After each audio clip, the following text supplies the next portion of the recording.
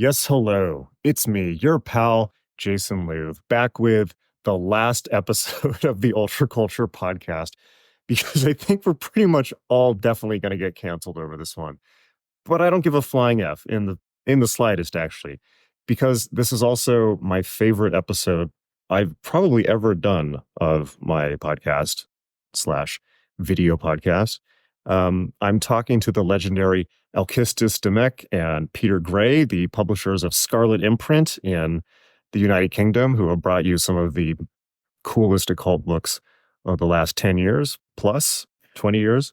And we talked about the Middle East and Israel and the rise of Islamism and Thelema, where Thelema fits in the current political situation.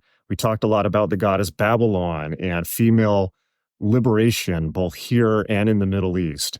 We talked about the how women and girls' rights are in incredible danger right now, and how men in the West need to step up and recognize that. And this is, I think, a truly meaningful podcast in a real way. And I think you might have to sit with it a bit. There's probably a lot that you're going to have to think through on your own, and you might not agree with everything. But I don't expect everyone to agree with everything. I don't expect everyone to agree with everything in this podcast, but I do expect it to provoke some thought and discussion. So I'm sure this is my last time seeing you alive, so it's been good knowing you. And with that said, make sure to like and subscribe just in case I do survive, and so you can keep getting updates and following this channel. All right, lots of love. Let's get into it. Okay, lovely to meet you. I feel you need no introduction, but you might as well introduce yourself to the audience.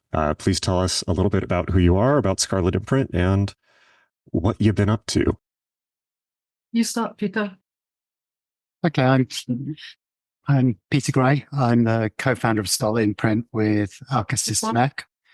We've been publishing in the esoteric world for since 2007. Since 2007 now, and we've established ourselves as old. It's a bit old. We've established ourselves as one of the big esoteric publishers, certainly outside the big niche publishers, yeah. Big, small. Yeah, that's it. We're trying to put out voices that are important in the modern occult in bringing the discourse forward, so that there's a living current, and at the same time we both have our own practices, which kind of informs what we put out, but also is completely separate and is just like also part of that current of what's going on now and part of the bigger magical revival. Yes, well, you're definitely a publisher of record, and the stuff that you put out is very much it advances the current. And but I've always noticed about your work that it seems very personal for you. And the stuff that you put out, obviously your own books are very personal, but it seems like you really put everything into that publishing house. And it definitely seems like very much an extension of your personal beliefs, shall we say. So maybe talk about how Scarlet Imprint came about. I was introduced to Peter, and he started giving me chapters from a book that he was in the process of writing or finishing up, and that was The Red Goddess. And then a great book. I love it. Oh, and then yeah, we got together and I did something. Oops. This will happen a lot. And then I forgot where I am. We set it out.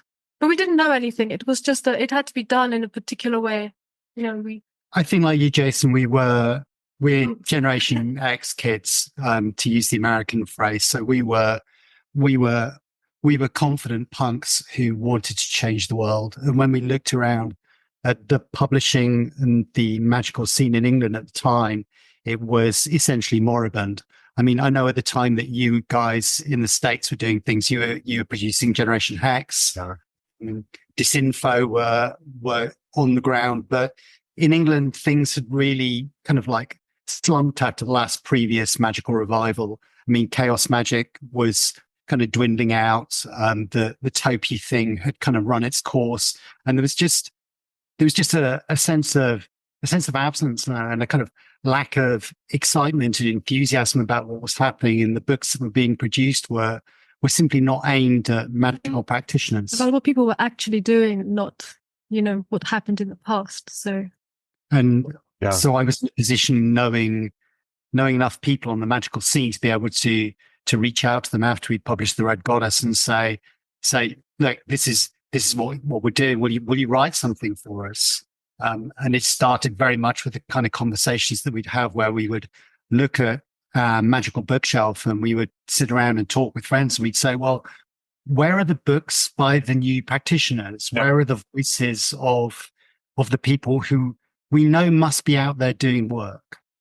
And so it was whether we could lure those people out a little bit more into the light, and inject some energy and some passion and life and pizzazz back into the, because with being English, it's a labor of love as well. Like the way we design the books or conceive of the books, how they should be, it sort of fits into this idea of talismanic publishing, but it's really just, what a book is and what books used to be in the past before they became even more like mass produced and you would open a book and they fall apart immediately, and this kind of cynicism that we wanted to make books that would last. So there was this initially just like simple hardback, like Howling's was, but nicely designed. And then it just sort of expanded so that there are like hardback editions in various bindings that will last for decades or hundreds of years. And then there are paperbacks which can like be distributed further, like reach more people more instantaneously, like with less sort of bars to entry to the magical discourse. And those are really designed to like sort of sweep people up in the moment and like get things happening, like the digital edition. So it just has become something where we are kind of having an eye to the future and thinking, how do we preserve this knowledge for future generations? How do we like make a statement about what was happening now? But it's also like it might be more important than right now. Sorry.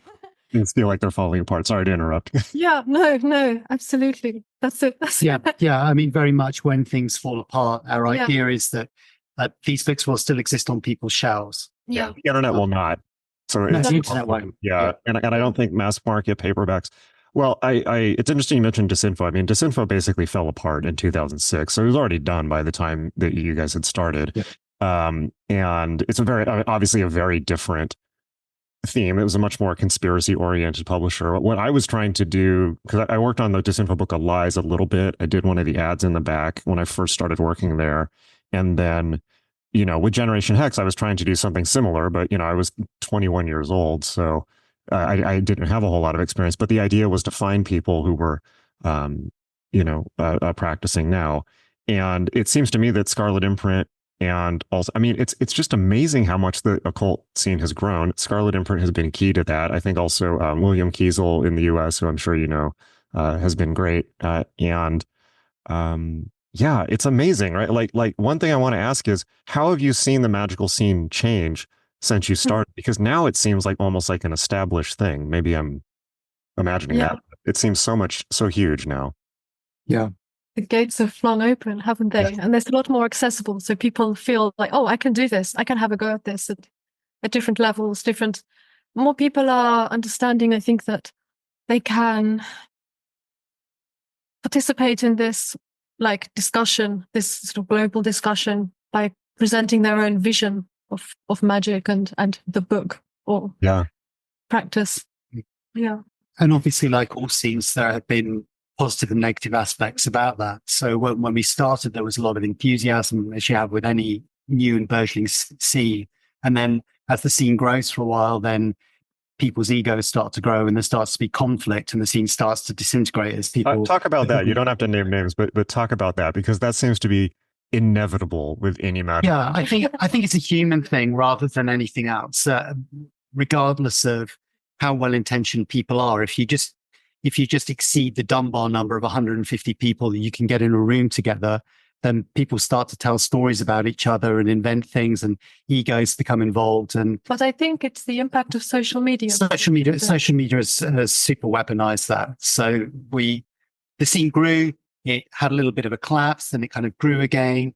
Then we had the lockdown, and social media is probably It dominated everything then. So I think that's when it felt very poisonous. I don't know. I just really stepped back.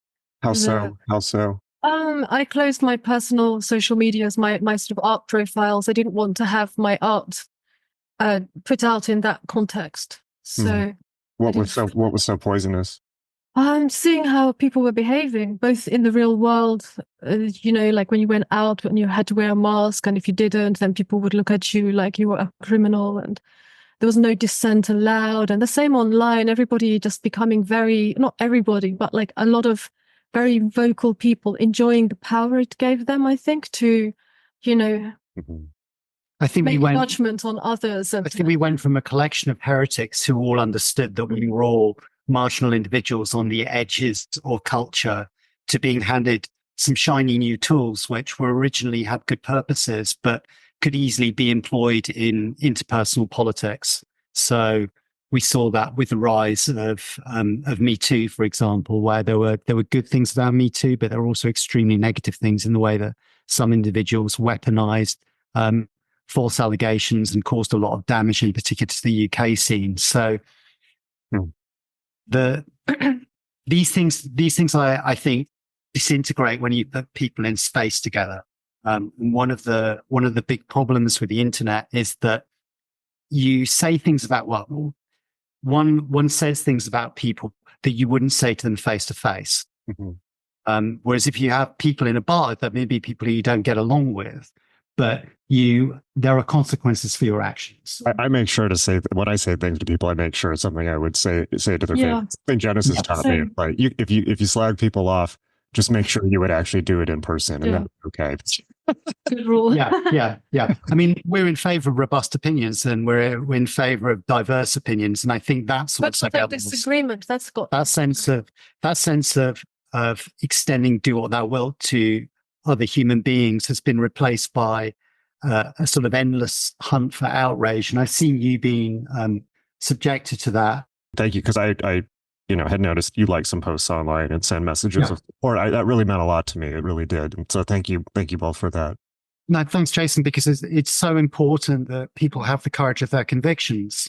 And you're an individual who's demonstrated that you have the courage of your convictions, and that's extremely rare. Thank you. To do that in the face of the social opprobrium is, it shows a great deal of character, and I think people should really respect that. Respect you for that, regardless of what their personal views are. I've never heard such lovely words. Thank you so much. No, I do appreciate it, and I think it's a time that,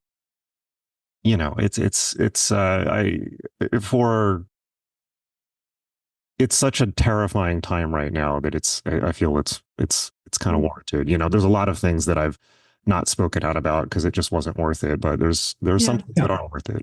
So yeah, we agree, because it's the difficulty is that having a good faith conversation online is very difficult when anything you say can and will be weaponized and used against you to paint you in a way that is absolutely unrecognizable, because the social capital that you can accumulate by making accusations of people with no shred of proof is so high that particularly bad faith actors can benefit from this. And the rule of thumb we always use is that if someone is squawking loudly about how virtuous they are, the odds are that they're hiding something under there. Yeah, I'm not virtuous in the slightest. I mean, it's interesting though, because it's like, this is such a crazy time, and in a way, like kind of all the occult, my long experience of occult world drama and stuff means all those parts of me are dead already. Like, I don't care what people say about me now. Like, people have raked me over the coals. It's so many ridiculous accusations. I mean, I get it practically every day on social media, so I'm pretty numb to that now. Although, of course, it hurts when it's people that you know in real life. So Yeah, I think that's the price that everyone pays who's a public figure, and also, I mean, we avoid the worst platforms, so we're not on Facebook. Like we don't hate search to see what people are saying about us. It's better not to know. Ignorance is bliss. Yeah, but we're all still here, and the work is more important than getting caught up in those kind of scuffles. I always think of the long view and not like this having to like fight little skirmishes on the ground, on the internet grounds. So it's really like the work is the priority. Yeah, it's interesting because, when I first started out, I, of course, I grew up in the satanic panic in America. I remember cops coming in and telling us to look out for people in robes in vans coming to get us. I think that imprinted something in there. It's just insanity. But, when I first started writing, I was sure, of course, that the people I was going to have to deal with were the Christian right. Yeah. And I never have. I don't know about you, but not once have I had issues from Christians. Never. No. And I've been pretty visible. And the people I have had issues with are like butthurt, jealous, other, what magician, pagan, occult people, who wanted, it's like, if you can't build something, you can always tear down something somebody else built. Yeah. It's always the people who are closest to you in the ecosystem that are having the most tensions. Which is witchcraft. I mean, that's what you see classically in witchcraft, and it's people cursing their neighbors. It's where that's where most of the action traditionally took place. Yeah, it's like it was that conflict with the guy down the street who owns a cow when you own a pig. Jean-Favre Sartre talks about it really eloquently in her books on the witchcraft in the Bocage in France as well. She discusses this, the conflict between neighbors, and that's where the witchcraft is really. And I think it's the same like in the occult scene. It's so small that the competition is between people who perceive you as having something they want or having some attention they would like, and they're not really bothered about somebody they don't know. It's because the internet means they see a picture of you or your book and they're like, oh, this is rubbish. It has to be that's the problem. There's just the proximity, I think. I'm interested about that. I mean, I've always gone by I think it's a Henry Kissinger quote where he says, it was about academia, where he says, the smaller the pond, the harder the fish fight. But I think the same in occult. Absolutely. And this is a pretty small pond. But I'm interested about that witchcraft thing. Has there been like any kind of anthropological study on that? Did she give like kind of like an overall theory of why this? Yeah, she wrote a couple of books, Deadly Words. I can't remember what the other one is. There's someone behind me. She's an anthropologist. Some of her work has been challenged, but it's very interesting in giving this account of how witchcraft went on in, I think, Normandy in France. It's called the bocage because it's the hedgerow. It's the sort of small, close-knit groups of people practicing witchcraft on each other. Yeah. Well, I mean, there's a lot of places in the world you can go where that's still the case, and it's not at all. It's terrifying, Maybe that's a good hopping off point to talk about the global situation, because the re-rise of theocracy in a real way. Because I wasn't going to say I've never had an issue with Christianity, but it's because they've been organizing in a real way under the hood. And so, now we have Project 2025, whatever this thing is, Trump in America. Trump's coming back. They're going to try and turn it into a Christian nationalist country. It's going to be worse than ever potentially. We have extremist Islam. We've got. I mean, I did a video about this on YouTube. It's actually. It's not the 90s anymore. It actually feels like the forces of oppression and theocracy are a literal, tangible, serious, real, permanent, potentially threat. Yeah, we have the situation is slightly different. So, as you know from your time in England, we're a largely secular society. So the Christian right don't really exist. I mean, we don't have an issue around, for example, abortion, women's right to choose. That isn't even an issue in England. It's not on the table, like on any of the parties. However fringe you want to go, no one cares about that. That's a personal matter. And we don't have a Christian right here, but what we do have What we do have is the rise of Islam, particularly Islamism. and Islamism in particular. Yeah. If you want to, because obviously you have to be more specific and think about the most, the radical proponents of it, because we're not in that kind of place, because we're in the far west of England, which has a very far from city, very far from cities, so very far from those kind of issues. But we can see we've had 4 Muslim identitarian candidates elected in the elections last night, talking purely about Palestine. Oh, I missed that. I saw that Keir Starmer won, but that's the extent how much I looked at. What's happening there?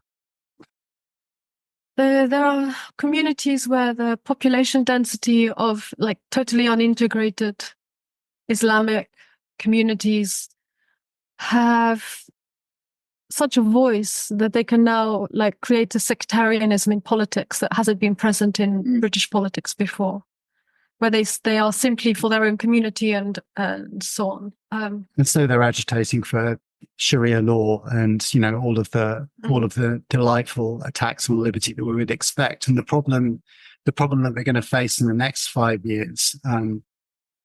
So the mainstream narrative will be England has thrown off 14 years of conservative government. Now our conservatives are to the left of your Democrats. Yeah. So when you think, when people say, "Oh my God, it's right," they're nothing like a right. Right. And they've been people don't realize how extreme America is. Yeah. So they've been replaced by a largely identical Labour Party that has the same kind of globalist free market values as the Conservatives, but where they differ is their base also contains a lot of ethnic minorities, so it also contains a strong amount of Islamic identitarians. So the danger we face is a new blasphemy law, which they will bring in under the guise of Islamophobia. And that is perhaps my largest concern in terms of our freedom, when I consider texts such as the Book of the Law, whether that would be considered an Islamophobic text, for example. Because of the passage about Muhammad? Correct. Yeah. Fuck, I didn't think about that. But what concerns me is the general chilling of debate and the chilling of public discourse if people believe that criticizing a religion is equated with criticizing people or an ethnic group. Well, I've had quite a bit of that myself, because I criticized human trafficking within Bhutan, which is not a race, it's a belief system practiced by people of all ethnicities all over the world. But of course, I just got called a racist. So it's this has nothing to do with the argument. That's scary. I've recently been considering getting the Charlie Hebdo Muhammad cartoon tattooed on, so just to antagonize. Because I live in Texas, and I feel like if anyone can do that, Texans can. But that's really frightening. Are you aware of a guy I just became aware of named Muhammad Hijab? I've heard his name. Yeah, he's like a younger guy, Islamist, but he's really forceful. He's basically an influencer, and he's friends with Andrew Tate. He's got millions and millions of followers, and he gives. I've seen lectures from him online where he's talking about the code of Western society, looking at the liberal values, meaning true liberalism, Western values, and picking them apart with silly, Quranic arguments, but, really, really serious dude. And then I just saw him, actually, he posted a video a couple of weeks ago of him walking through Golders Green in London, which is where I have friends, the Jewish area, where Kenneth Grant lived, actually, walking through and talking about how he's hunting for Jews. We'll find some Jews there. You want the Zionists, you want the blood. Us and them. It's that for them. They think life begins. For us, we believe that death begins. We believe that life begins at death. We don't care about death. We love death. And he's not messing around. This is an incredibly forceful, very charismatic, somewhat, intelligent, but very good at mobilizing individual. And so I saw him and I'm like, Jesus Christ, I am slacking I just look at that and I'm like, if anyone's going to if anyone's going to confront that, surely it should be Thelema. Surely it should be, you know, like here we've been kind of like all the occult, we've built this occult world and we've all been kind of like reading books and doing our stuff. But it's like, wow, no, this is like a real, if you want a magical war, it's like, here you go. Yeah. I think people have been living in this kind of like, you know, comfortable liberal democratic bathwater, and they haven't realized what the temperature of the rest of the world is. I love bathwater. I love that. It's really so important, like now, to think what are our values and to assert what they are and to redefine them again, because it's just it's suddenly not a joke anymore. Yeah, it hasn't been a joke for quite a few years now. I would say everything turned with COVID. It suddenly became real. Like, oh, they're actually going to do this to us. They're going to take away our freedoms arbitrarily and you know, force us into certain behavior, like do this and you must do that and so on. It's just like, this isn't really the role of the state to do that. Yeah. Not a healthy one. But a lot of people were very, very happy with that. It was that was kind of the thing that became very depressing for me. And so that's why I thought it was important you spoke out about Israel, because there are a lot of leftists who are unintentionally aligning themselves with a really regressive ideology, which, as we've seen from the example of Iran, will throw them off tall buildings the second they have the opportunity. Yeah, and that's not a joke. That's real. No. Yeah. It's happened. Yeah. Yeah, no, it's insane. I mean, I truly do feel like we live in an upside down world, and in the moment, and it has been really, really shocking to see theoretically progressive people suddenly turning into anti-Semites, unabashed, without shame. And I know so many Jewish people right now who are scared to speak out because they have kids. They're scared to show themselves. And it's like, I'm sorry, when you see broken glass shop windows, I just saw another thing today, an 88-year-old woman was attacked in France by somebody calling her a dirty Jew. A 12 or 13-year-old girl was gang raped in France, people calling her a dirty Jew. And this is going on all over the world. And it is like if that's not a red line, then there's no red line. You know, it's like that is the red line. So I think we end up in such a confused political state because particularly Gen Z are very keen on there being very clear lines between good and bad, and these things are good and these things are bad. And when they look at the world and they're saying, you know, I see them marching and I see them protesting, and I know that for many of them, their hearts are in the right place, that they feel that they're standing up for the oppressed, that they're seeing things on their television screens that they've never seen before, and they're emotionally responding to it. And like, I feel for their emotion, but they're unable to see the broader picture of what's happening and who they're standing next to and the kind of world that they're ushering in. And to preserve their morally clear universe, they also deny the atrocities that Hamas have committed, especially. Well, and as you say, the atrocities that are happening in France to the French population. Yeah. I mean, you just see people straight up denying, particularly women. It's affecting. I think the very alarming thing for me is just how much the rise of Islamism in Europe is affecting women and children, girls. You mean how so specifically? Because it's I see many stories on social media about how women are having to alter their behavior to stay indoors. They get pestered if they walk in the streets, even if they're with their boyfriend, but like definitely not alone. They're carrying pepper spray and things. It's just it inhibits your ability to be a person in the world. Getting insulted all the time or catcalled, being told you should cover yourself because you're indecent. You know, they come and want to overturn our values, our culture, our expression, our way of life and living. And it's actually the women are in the front line for this. They are raped.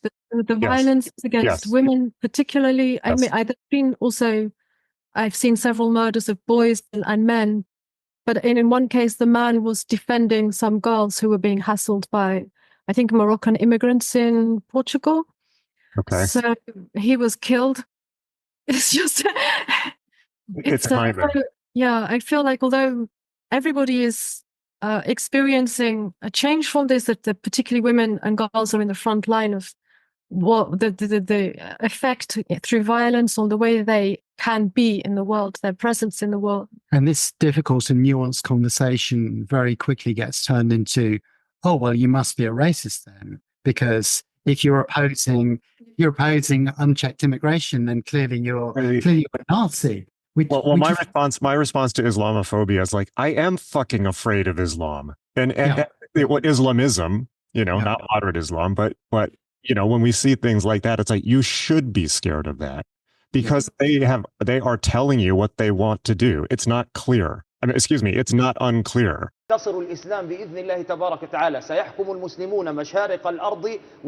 سنقاتلهم وسنهزمهم وسنستأصل شأفتهم فلا يعود على ظهر الأرض يهودي واحد.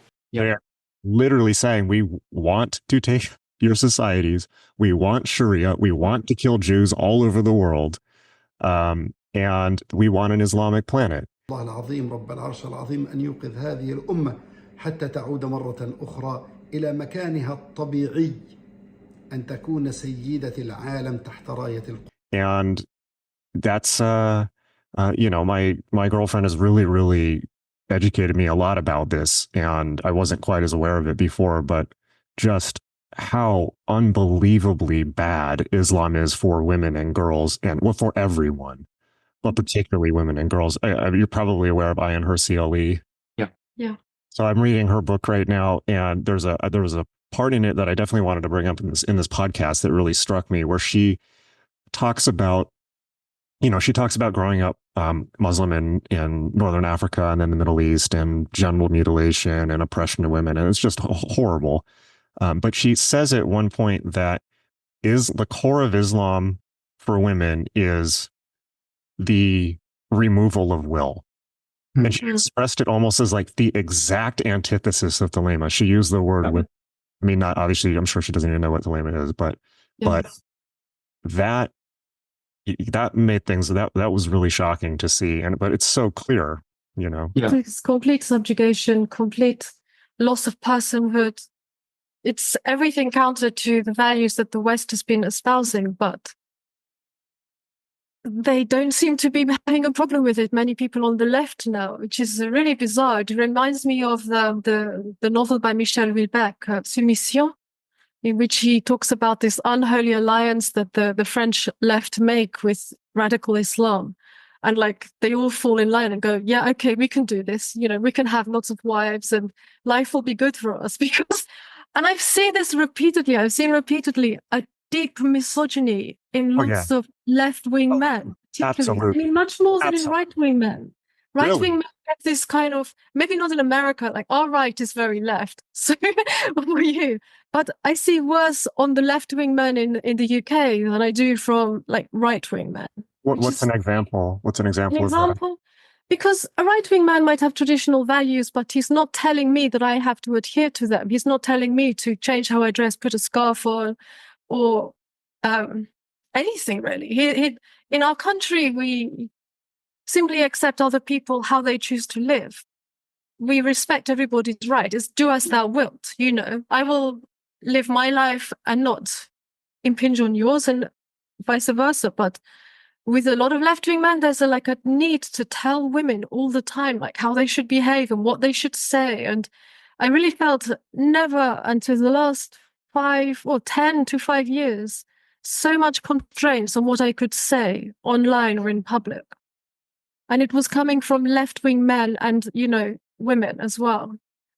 There's a kind of an authoritarianism, a need to control what everybody thinks and how they behave, how they speak, especially the language you have to use is codified almost, so that anything you say suddenly becomes a dog whistle, and then right. There are these kind of language rules that you can like tripwires, that you're walking around trying to express yourself, and suddenly you're like, oh no, you are a transphobe, or oh my god, you are racist, or you are a fascist, and it's just like tick like that.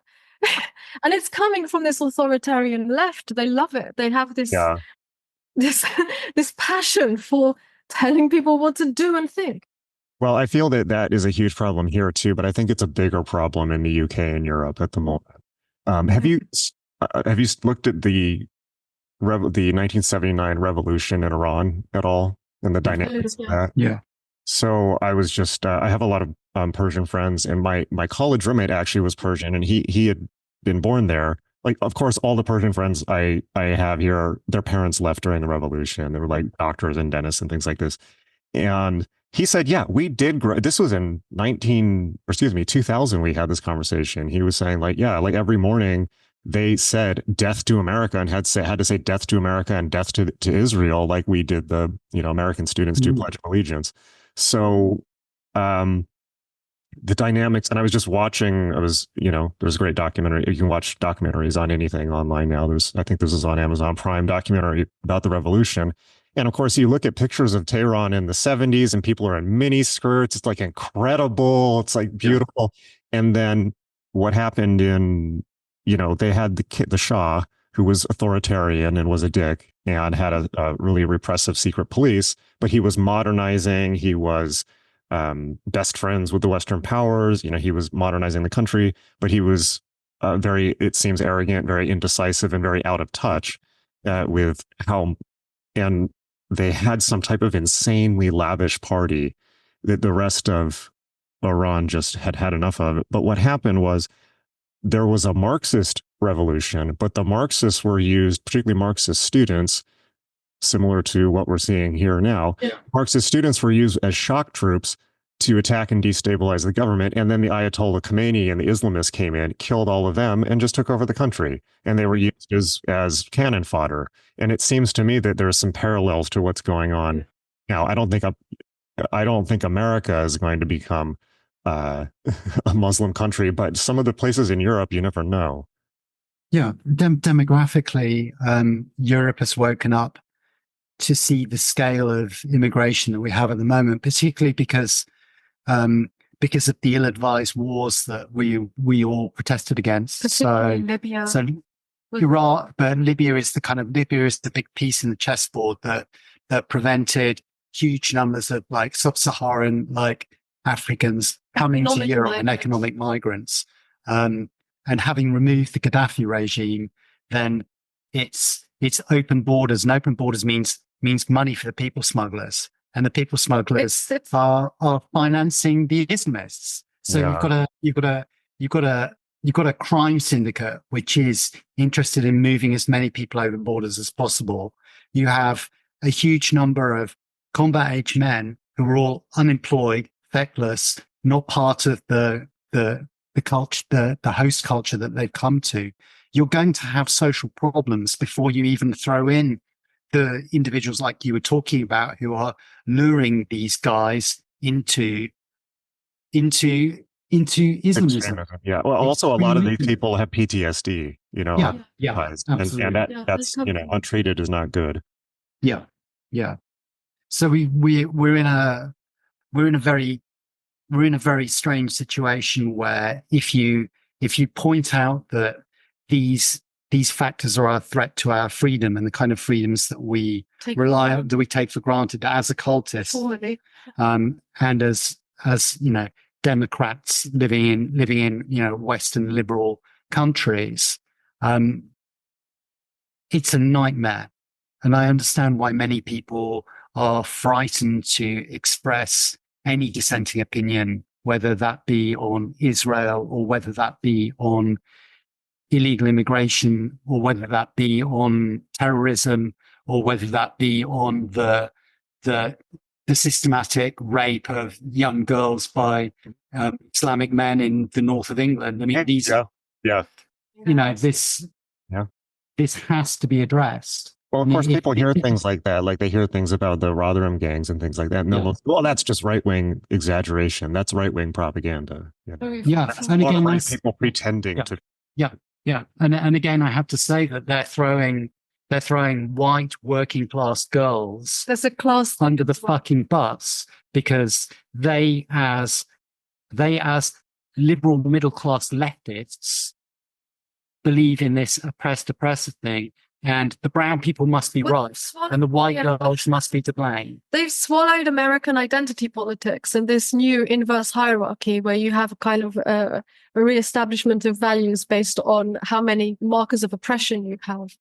And that's because I think the left has been like intellectually bankrupt for decades now, Yeah. as has the right in this country. I mean, politics is just so stagnant and so it's just ground to a halt in terms of having any like fire in its intellect or any purpose or any vision.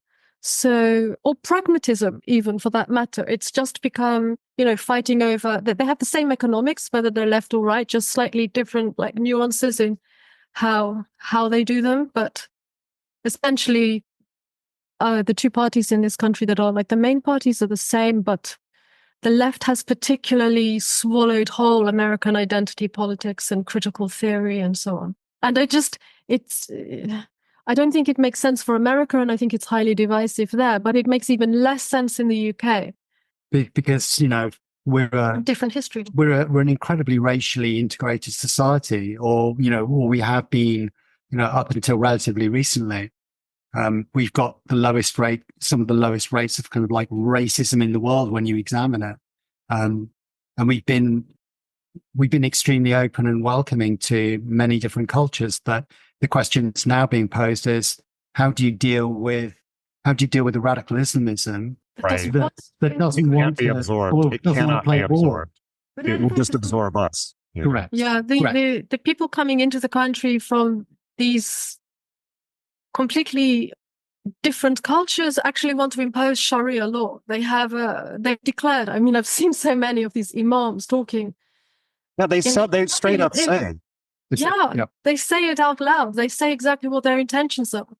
Yeah. And it's frightening because it's not being taken seriously or discussed. It's like, you can't talk about that. Like, you can't talk about the grooming gangs. And what alarms me is that the left has spent so long screaming that everyone who disagrees with them slightly is a fascist, including, good friends of mine like Rid Wildermuth, who is like the most left-wing man you can possibly meet. Okay. But they're standing alongside fascists who wish to enslave women, kill the West, and instigate Sharia law and force us all to convert to Islam. It's such an insanity.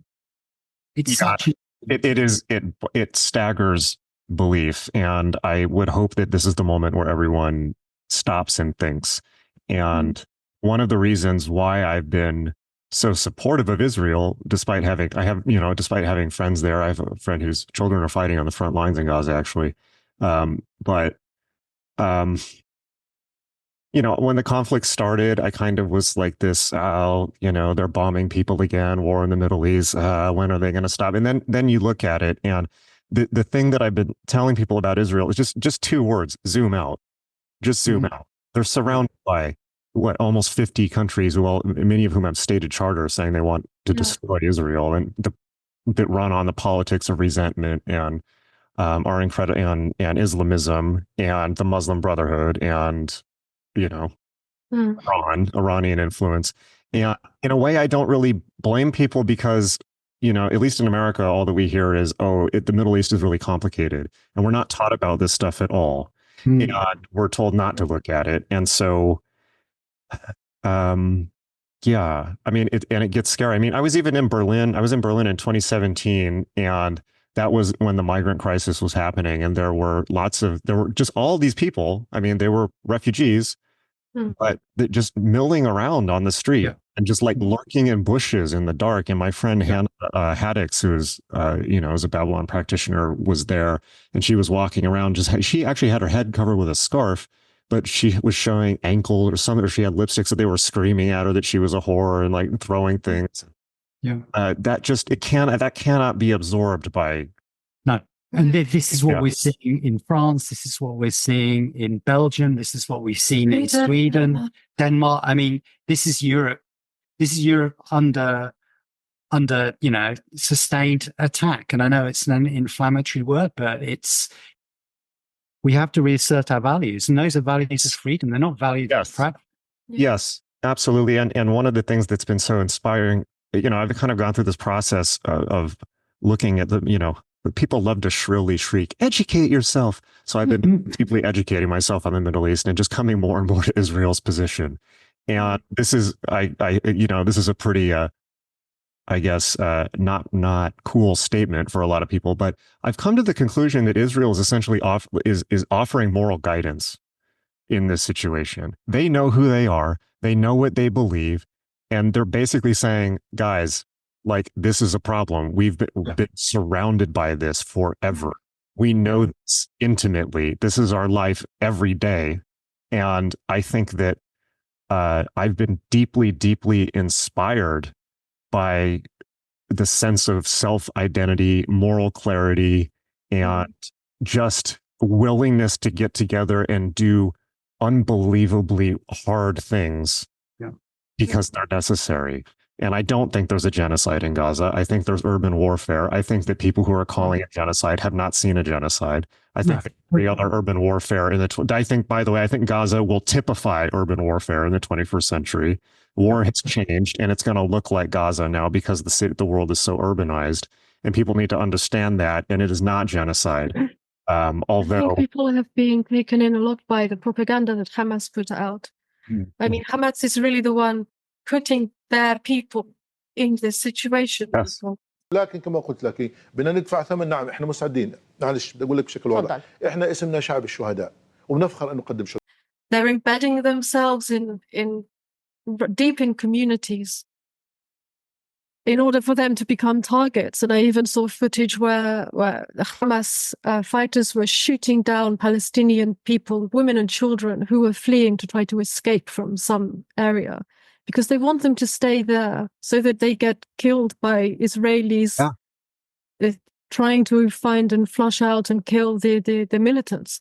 And it's a very clever warfare technique. And I think you're right. This is how warfare will look going forwards in the 21st century. It's getting devious, very devious. Yeah, it's like urban warfare. And so, like the thing that I just, when I finally realized this, I just felt like the sickening crunch feeling inside myself. That what they're doing in a way in Gaza is making content for social media. Yeah. It's like they want these images so that they can put them out, and so that people like, leftists can go suddenly delegitimize Israel, because if Israel is delegitimized, well, the whole of Western civilization falls, in my opinion. So I don't think that's that. But I've been very shocked as well at how fast it went from being a criticism of the way Israel has decided to counter the threat of Hamas and the ongoing declarations of war, to becoming very, very quickly pure anti-Semitism. And Hamas. Jews, wherever they are. And it's almost as though it's kind of opened something out of people that was sort of like buried for a long time. Well, I was sort of in denial that anti-Semitism. I've never encountered anti-Semitism I've heard about it, but I haven't encountered it. And it's been really unnerving seeing it like this, and how you can begin to see how the Holocaust happened, Yeah. We're looking at potentially something worse, and because it's global now, it's not just one country with no, it's like the Holocaust. I watched some restored video of Hitler driving around the German countryside, kind of campaigning and waving at people from his car, and you see people basically coming out of the woods who are clearly uneducated, potentially illiterate, never been to a big city, and they're just like in awe of this guy coming through with this flashy sign. And you would think that education would, it's like the Jewish people in America have spent 70 years trying to do Holocaust education. And if I was Jewish, I would feel so utterly betrayed on every level. It's like, oh, and yet still this demon is here. And they have a very, they unfortunately can't look away from it. Although I think a lot of Reform and secular Jews in America are suddenly like, oh my God, this is real. I didn't think this was really real. Like, I just thought they said this to try to get us to move to Israel or something. Like, no, this is totally real. And so we have people with access to more information than human beings ever have. We have people that oil allows them to live like Middle Ages kings. They have a cell phone, which gives them more power than any human being ever. Just if you have a cell phone, you have more power than any other human being in history, in a way, on a certain level. And yet what do they? It's like we gave humanity the internet, and what are they going to do with it? Make a bigger pogrom, and frightening. Yeah, and the level of cognitive dissonance that you see is it's not the it's not the ill-educated coming out of the woods and waving at Hitler. It's the educated middle class university students who are spearheading this. But are they today? I mean, they're not even teaching people how to think anymore. But there's no discernment, there's no critical thinking. There's just a repetition of the right opinions. But they're the people who are doing it. I mean, the irony of seeing the footage of Glastonbury Festival, which happened like last week, it was the sea of Palestinian flags. Did they miss the Nova Music Festival? I've not thought about the Nova Music Festival and the atrocities that occurred there. It makes me so fucking furious. It makes me so furious that these people who cheered for Me Too are celebrating and standing with these homicidal rapists. And of course they Israelis use the phrase online "Me Too" unless you're a Jew, and that's it's like it's utterly shocking. Have you happened to have you seen any of the video of the Nova? No. I've seen enough. I don't want to. Yeah, it's. I don't necessarily recommend it, but I did watch. I haven't watched the infamous. I haven't seen. There's a lot of really infamous, or excuse me, not infamous, because they're not letting people see it. There's a lot of footage they're not letting people widely see, particularly the attacks on the kibbutzes, which sounds mind-bogglingly horrific. Like I just even. But I have seen video of the Nova Festival, and one of the things you see is you see all these people partying. There's people from all over the world. There's like people from every nationality. There's American hostages. There's Thai hostages. But the Nova Festival was all, it looks like an Alex Gray party or like New Agers. There's like signs up for shamanic healing. There's psychedelic Buddhas. I'm like, this is us. It's like it's an attack, it's an attack not just on Israel, not just on Jews, which is horrific, period. But it's also clearly an attack on the global. It's an attack on anything that is not Islam, and the symbology of people coming in, raping, shooting, torturing, murdering, beheading at a party that any of us could have been at, or anyone listening to this could have been at, is, I was looking at that, and this is not a name drop, I swear, just for context. I was in Duncan Trussell's Midnight Gospel cartoon in one episode, and I was looking at this footage of these people being murdered, and I'm like, I guarantee the majority of people there saw that show, and they're being butchered. And it's, what am I going to do? Say nothing? Fuck that. This is serious. Yeah. It's insane. It's absolutely insane. But also the people who will try to make us having a conversation here costly, and will attempt to attack both you and us for even having this conversation. We have to speak out, because so many people, I believe, have the position that we do, and they're simply frightened. Yeah. Like, they're simply frightened. Well, I live in Texas, so like I'm ready to go. Like, I don't give a fuck. They're so lucky we don't have the possibility to go. That kind of America, don't give it up. No. This is what it's for. I can't. It's like being able to protect yourself is a big deal. It really is. So I'm sorry about that. I take it seriously. It's like. But I think we're also thinking about what this means for our own values. It's like people may listen and disagree with us and hate us for what we're saying, or some people might have been silent and feel relief that we've expressed this. I don't know. But I think even more fundamentally is that it's necessary to actually assert what our values are and who we stand with and why.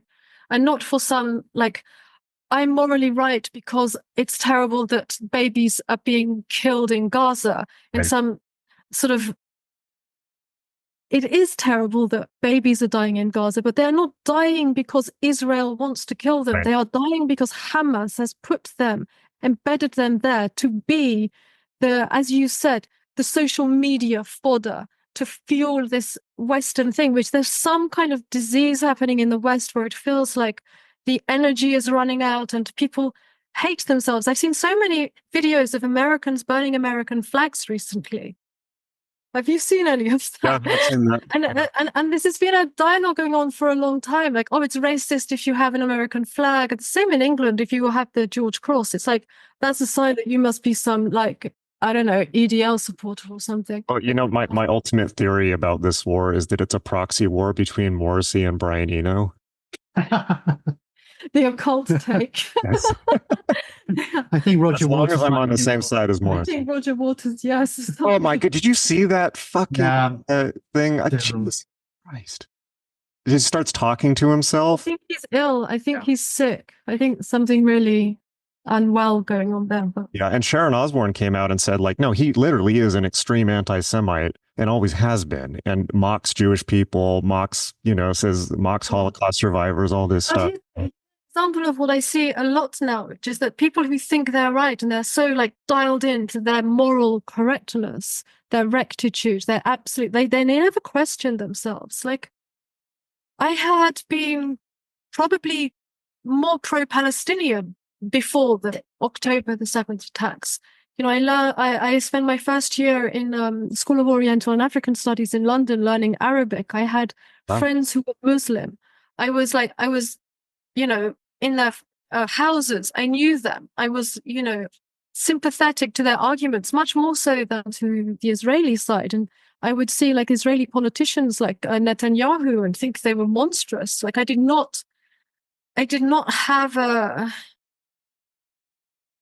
anti-Palestinian attitude at all. I was actually very pro-Arabic, pro-Islam in many ways, because I knew liberated Muslim girls and Muslim girls who were living quite happily a Western life in London. Yeah, that's a little different. While still being religious and still saying their prayers and preserving their traditions, Iranian, like your friends. Mm-hmm. So, and of course, Iran has a much deeper culture than Islam. So there's so much there that, and the way that they practice Islam, at least the family I knew, it's beautiful. There was no hate for other people that I was aware of. I might have not been aware of it or not understood. But as I experienced it, it was really, you know, there were many, many, many good qualities about the way they lived compared to some of the more secular, like having abandoned even the values of Christianity as well as the practice of Christianity that you might see in the secular West. You know, just pure materialism or pure enjoyment of like things with, and taking for granted our liberties because, you know, you have a credit card and you have a phone and you don't need anything else, like just empty people. These people had a spiritual core and I respected that and I liked it. But after October the 7th, everything just flipped for me. Yeah. And I did like what you said, I educated myself. I've been doing that a lot for the last 10 years because all I hear online is like, oh, you're this, you're that, educate yourself. So I've just been educating myself. Yeah. I've just been educating myself and I have all the wrong opinions. Yeah, educate yourself. I'm an actual heretic, which is why I don't speak much online. And I'm talking to you and actually now, you know, I think these things absolutely have to be said and must be said. And if we don't, then like, who are we? We might as well disappear and become ghosts. Yeah, we're occultists. We're fucking professional heretics. If anyone's going to be a heretic, it should be... Yeah. I've gotten a little like my heresies. Well, I want to run something by you, okay? Because I think that the core, that what I want to zero in is what you just said, which is what do we believe? What do we stand for? And what I've been, you know, I really did a ton of thinking about that during the pandemic. And at first I was kind of like going for a more kind of nature-based thing, but you see people like Ayaan Hirsi Ali or Neil Ferguson talking about cultural Christianity. Have you seen this conversation that's happening? Yeah, where they're saying, well, you know, we need to I guess, define. They're having the same conversation, and what they're coming up with is, cultural Christian values. Now, that's not necessarily that great of an idea. I thought, one of the things I've been thinking about is what is it that can be a rallying cry for the West and particularly for the occult community. What I've come up with is Thelema centered on Babylon. Yeah. That's it, right? It's like Thelema centered on Crowley. That goes nowhere. That would, it's like, great. He's important. I don't think he should be removed, but he died over 75 years ago. People, as I'm sure all of us have seen working in the occult, it's like they don't want to get into the details and the gematria and all this stuff. People need a symbol to rally around. And I think if there's one symbol that fits the bill right now and is, obviously this has been in the works for a long time, it's forcing its way out whether people like it or not, is Babylon. And Babylon girt with a sword. And women are being, I don't know about Europe, England, but women are just being thrown under the bus in America, right? People they're being told they don't exist. Yeah. They can't talk about themselves. They can't have their own language. Yeah. And spaces and sports. Right. And we can have that conversation. I mean, that's another conversation. I don't care anymore. Cancel me 17 ways. That's another conversation. But to get back to the point about Thelema and Babylon, I agree. I think I've always had this feeling, I not always, but since many years now, and it was left from a dream I had. I woke up and I was just like, Babylon breaks Thelema. But she breaks the structures, the hierarchies, the gematria, all of the nicely constructed boys' toys that Crowley was so good at. I do like Crowley. I admire him. I think there's a lot of good about him and a lot of bad about him. But he was who he was. He was a product of his time. He was an extraordinary person, and he is critical in bringing forward this vision of the liberated woman in the early 20th century. And obviously, Jack took that forward and really focused on Babylon rather than the detail of Crowley's system. I think he was right. Yeah. Yeah. And I think he had an intuition there. He had an intuition that has some virtue for us now, which I totally agree. The figure of Babylon is critical, but in so many more ways that is immediately apparent. How so? Because I see a lot how people speak about Babylon in relation to being an icon of female, unbridled female sexuality and so on. But I think if you actually study much more closely men and women and male and female bodies, there's no such thing as unbridled sexuality that doesn't become destructive. So it's really this dialectic between Babylon and the beast. And also this negotiation. I think this force can erupt through male and female bodies. But especially you can see this relationship between Babylon and the beast where, how do you say, where they are forming each other in this dance, in this play of tensions between them, where male sexuality is being modified and restrained, and where female sexuality is being also has to be strong. A woman has to be strong. Otherwise, you end up in a situation like you have the subjugation of women in these regressive Islamic states like Afghanistan. No education. You can't take a job. You are beaten. You are married at 8. Your parents are poor, so they have to sell you to some old 50-year-old man. This goes back to Muhammad. That goes back to the prophet of Islam. Had a 9-year-old wife. Yeah.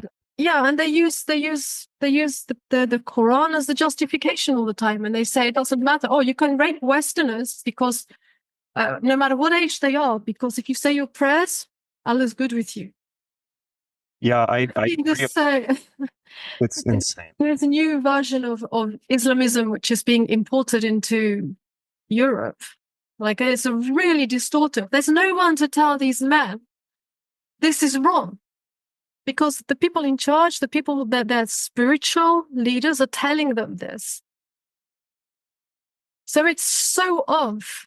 But what you have has such a beautiful relationship, potentially, in the relationship between, in this dyad of Babylon and the beast. But with Babylon as the primary thing, because really the beast sacrifices his own blood into that cup. And the becoming is like something mutual between them, something beyond both of them. Well, how would you define that, the thing that's beyond both of them? Or not define it, or point to it? In my experience, when you enter those states of sexual bliss, it dissolves your own sense of limitations of your body, of your mind. You become so attuned to your partner that, and even further than that, like you both expand bigger. It's a kind of a synergistic thing where an alchemical magic happens, and the expansion just opens your own skins into the world. And other beings, other spirits. You feel a communion of spirits in this moment, something so much more than what an individual is, whether an individual man or an individual woman. But Babylon requires women to actually be strong, to be girt with the sword, to stand up for themselves, not to just be. What has really disappointed me has been some of the feminist discourse, which is so anti-men and sees women in like a sort of a female supremacist thing, or women separate from men. It's got its roots in the kind of, I think it might even be some of the Anglo feminism from like even the 60s and the 70s, which was, I think, dominated by a lot of lesbian writers who were separatists, who wanted to live apart from men. So they didn't actually think about the wholeness of a woman's being, which includes things like motherhood, which they weren't very interested in because they were not interested in forming families or having relationships with men. And so where you see a lot of the new feminism that started coming up, this reactionary feminism, is actually talking about those neglected aspects. And although I actually don't like either of the proponents of this, Mary Harrington and Louise Perry, the fact that they're talking about it is because this was neglected for a long time, these other aspects of what it is to be a woman, like the realities of having a female body, the realities of what that might mean for your destiny, for how you relate to the world, for how you experience the world. And their arguments haven't been countered with Thelemic arguments. With the Thelemic arguments, which are the Nietzschean arguments, which is the eternal yes. And that loss of that eternal yes, that sense of joy and expansion is absolutely missing in moderns. I mean, people I see. People are fucking miserable. Yeah. There's so little of that. There's so much despair and so much sort of a sense of there's almost a reification of states of illness or negativity, or it's as though people are afraid to be strong. People are afraid to be joyful. People do not have those feelings or cannot access them, and they're at war with their own bodies. This brings up, my girlfriend has a question for you, actually, which relates directly to what you were just saying. She has a few questions. She was curious the difference between Babylon, or the way she expressed it is the difference between the Babylon spirit and the Jezebel spirit. And what she meant by that is she sees Jezebel as a woman who destroys men out of spite, and Babylon as a woman who destroys men's structures to liberate them into something bigger. And I'm curious if you have takes on if that resonates. I think that's a nice way of thinking of it. Like Jezebel is a lot to do with, I don't know, like this sort of the way the Christians see it is about spreading discord and idolatry and things. So there's a disruptive aspect to it, but it doesn't seem to go further than that because it's only been put forward by Christians. It has never had the process of going through a satanic and an esoteric reading. Okay. I don't think that's... There's also a wounded female psyche that isn't talked about. Yeah. I mean, in the same way that Jordan Peterson, who I'm not a fan of, says, how do we recognize when the left has gone too far? There's also, how do we recognize when women are toxic as opposed to men being toxic, because we know what male toxicity looks like. But people don't recognize what female toxicity looks like because it works in a completely different way. Women don't they don't settle arguments with fights, like violence, physical violence. They do things in more covert ways. They gossip, they spread rumors or lies. They attack your reputation, especially in the case of men. This happened to Peter with someone in the occult. Oh, no. Yeah. So, it's not recognized, and it's also because of the Me Too movement. The women got basically categorized as you're virtuous by virtue of being a woman. You're in the right, and a man can't say anything. There's no way to defend himself. Shut up, man. And I think in terms of the Babylon discourse as well, because of the inherent flaw at the heart of Thelema in terms of Crowley's spermagnosticism, where the sperm is the source of life, and women are just waiting till they get reincarnated as a man. Yeah, I was rereading some of that stuff, and it was just like, it gets very bad. It's the DNA. I mean, the difficulty is there are a lot of strong women who I respect within Thelema, but they're living with a huge degree of cognitive dissonance after the system which they're functioning in, because the system says the system is entirely spermagnostic. The system says they do not have a soul. The system says, wait, where does it say that? In Liber Aleph. Liber Aleph is the gold mine for the sheer poison. Oh no, I got to look at that. To his son. So Crow and with the basic sex magic, it's like the sperm is important, the woman is not important. And that's the limitation of Crowley, and that's been countered to a degree by and not very effectively by the weirdness of Grant and his focus on the Kalas and his strange version of Thelema, which for me lacks all of the joyful qualities that essentially define what Alistair was doing. And my problem with a lot of the modern Babylon discourse is that in order to correct the sexism of Crowley, they've tried to throw the man out and say it's just about Babylon, and there's no sense of the dyad of Babylon and Beast, and there's no sense of how every man and every woman is a star, and how we can come together and come together. How we can do something positive as a human species and move the game forward. You see the Barbie movie? No. Unfortunately not. Oh, you have to see that. That movie is phenomenal. That movie is so good. I'm not even joking. That movie is amazing. And the whole Barbenheimer thing. You have, basically have Ra-Hoor-Queet, the atomic bomb, and then Babylon, Barbie. That movie is phenomenal. I think that's going to be a classic. But a spoiler, it's a movie about gender relations right now, and it's very, very profoundly good. But the conclusion they come to at the end of the movie is just to separate men and women because they don't know how to come together. And the only models I found in my life for something that's going towards that such a fundamentally, obviously healthy way of looking at things are Thelema, Tantra. But those both have their own oppressive structures in them. And so, and also, often aren't what in the real world, they're not as cool as they are on paper. But you were saying something, so your sense is kind of like the OTO as a whole is a played out or organized Thelema is kind of a played out structure.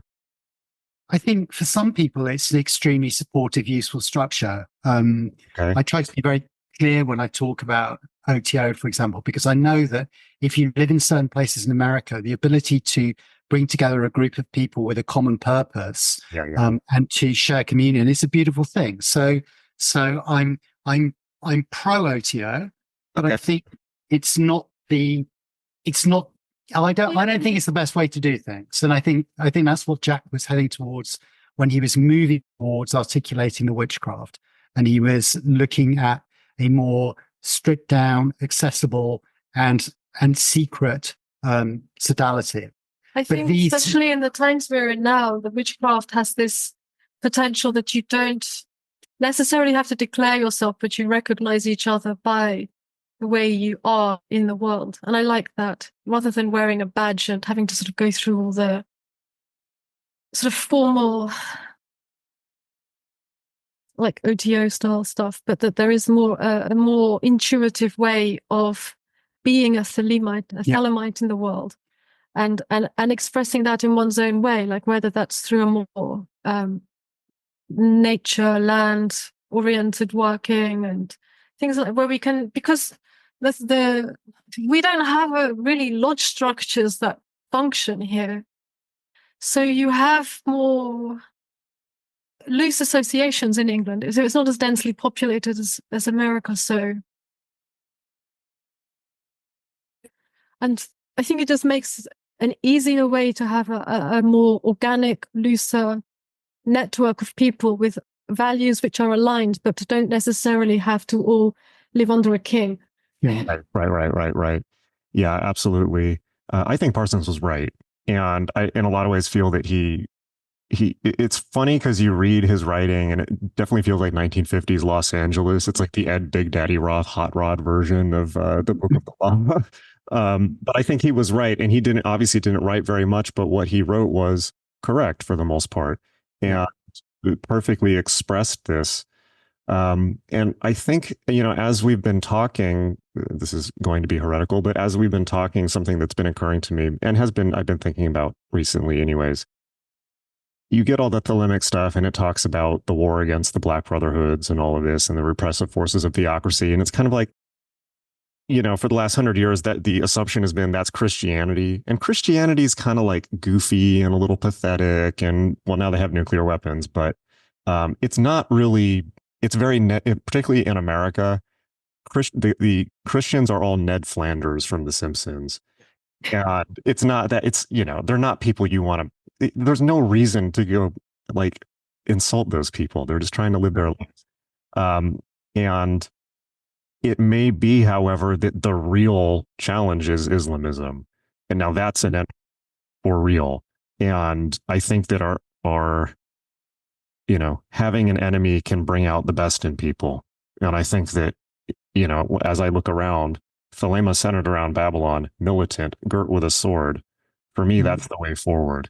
And my hope is that people wake up out of the bathwater, which I love that, and see that we do need to define ourselves. We do have things worth fighting for, and that war and conflict are not necessarily bad, and are in fact we're in the Aeon of Horus.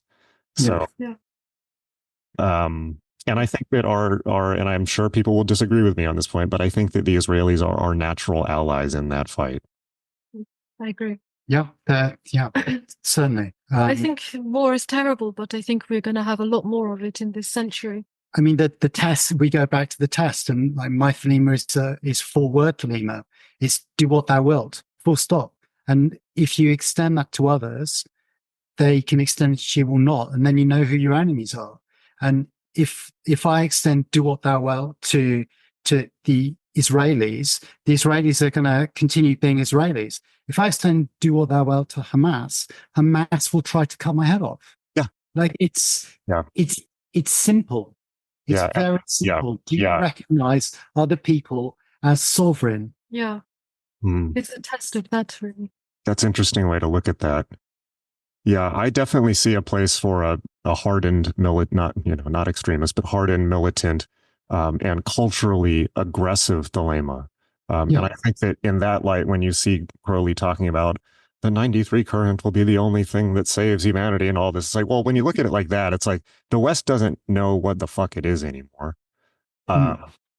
And has no options other than, I think, the new Aeon, and it's consistent with all the writing.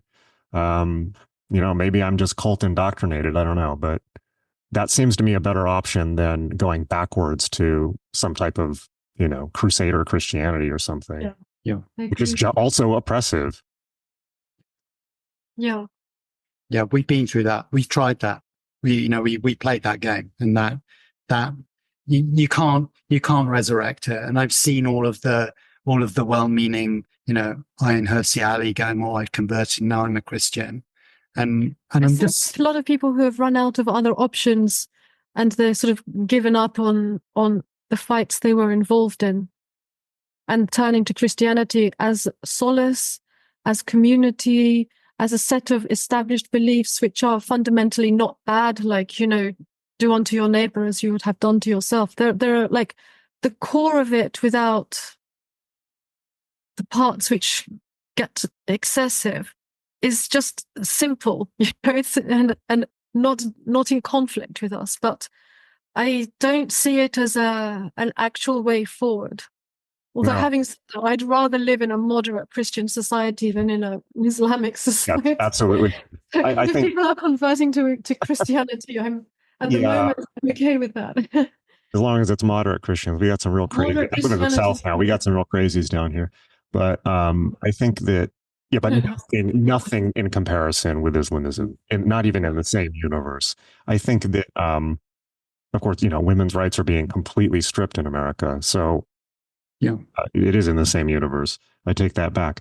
But I think I was thinking as you were saying that you can be Muslim or Christian in a Thelemic context, but you cannot be Thelemic in a Christian or Muslim context. Thelema is not only tolerant but fascinated with everyone's spiritual path. Like I always look at from as a magician, the way I explain this to people is like, from a magical viewpoint, religions are like drugs. It's like, oh, give me some of that. Give me a line of that. But like, you can hang out with that for a while. You know what I mean? Oh, I'm getting so high and powerful. So it's like a buffet table of drugs. It's like, this is a more blasphemy from me, but that really is the Thelemic. It reminds me of something Gordon was saying in his last Grimoires course, where he was talking about the underworld. And, in our underworld, you will find Christian saints, but you will also find Muslim and Sufi saints, and you will find, other spirits of dead of other cultures. It depends on who inhabits your imaginal and who is inhabiting the land where you are and who comes into contact with you. Like, your imaginal is touched by so many other cultures, and those all feed into what lives in our underworld beneath us. So we can, as magicians, practice magic that deals with many different religions while still maintaining our status as like part of it, but also somewhat separate, doing it in our own way. So I think that there's something beautiful about being a magical practitioner in this, in that we are dealing very much with this, both for me, the reality of what it is to be a body, but that body also contains an aspect which is the imaginal and the spirit world. And this is open, this is permeable, this is something where, someone turns up in your dream and you don't know why. It's, or you are, the other problem with that is that it becomes parasited by things like, people watching too much social media or television, and then their imaginal is filled with nonsense. It's really, it's a vast space which we just live in a part of. Yeah, and it's crazy now to think about the level of foreign influence operations from that. We're used to saying, complaining about corporations colonizing that imaginal space, but now it's God knows who. Well, we do. China, China is at war. Russia. China is at war with America. Yeah. No, and war with us, a war with the West. And it is an open information magical war. It's like, if this was like fun to think about in the 90s, but like, here you go, here's the real thing. This is it. Yeah. This where does Gordon stand on all that, by the way? I don't know if you want to talk about that, but Gordon White, where does he stand on all this? I don't know him that well. Peter, you know better. You have a lot more conversations with that. Gordon is pro Babylon. Like, he was a great supporter of the Red Goddess. He's quite negative about Thelema. Why? Because he's interested in the line of magic that predates that. So he tends to set up a dichotomy between the Crowley Golden Dawn stream of magic and the grimoire magic and like cunning traditions that have come through. And I disagree with him on that, but Gordon's such a good friend. We can converse about anything forever. But he gets a lot of flack as well for speaking his mind on issues that are outside the Overton window. And he's one of the kindest, most compassionate, intelligent human beings that I know. And to see the way that he gets treated online is by certain people, by a certain cohort of people is I'm aware. I know what you're talking about. Yeah, those same people have fucked with me. They fuck with Damien Eccles. It's just a joke. Whoever the fuck those people are. Yeah. So we're back again to do what thou wilt. Like Gordon would understand and recognize, do what thou wilt. So we can have a conversation. Yeah. And we're down to that level. And a conversation like this will inevitably draw a degree of fire, but that will also show where people stand. That will enable you to go, well, these are people that I know don't have those values of affording the rights of others to speak freely. Yeah, I think that it's the thing that has made quote unquote cancel culture so stressful is I think the thing that makes it stressful is wanting to fit in and not be exiled, because as human beings we're hardwired. So if we're exiled from the tribe, we die. Our immune systems collapse. People get canceled and then they get cancer and die. So that happened to a football coach here, but I've been finding recently, at least, that doubling down is actually really helpful. It's like if you know what you believe and you say it and you actually believe it, you're not just saying it to troll or be an edgelord. Yeah. If you actually believe, if you actually have conviction in what you're believing, or at least you don't have to be 100% conviction is something else, but being 80% sure and then willing to openly converse on the remaining 20%, that's healthy. And I think doubling down and being clear about what you actually believe. I started talking about Israel. I lost maybe 2,000 followers on Instagram. I lost 1,000 followers on Twitter. I lost significant revenue. And it's like, well, yeah, but like those people didn't care about me anyways, or, they're just there for whatever reason. So I found that just being, and I found that, for instance, I said stuff like that. And then people like you were like, yeah, thank you for speaking out. That means more to me than 20,000 haters. Yeah. Or a Jewish friend or an Israeli friend saying, thank you for speaking out. I'm afraid to because I have kids. That means more to me than, know. And I also noticed that a lot of the quote unquote haters online are bots and troll operations anyways. Yeah. So,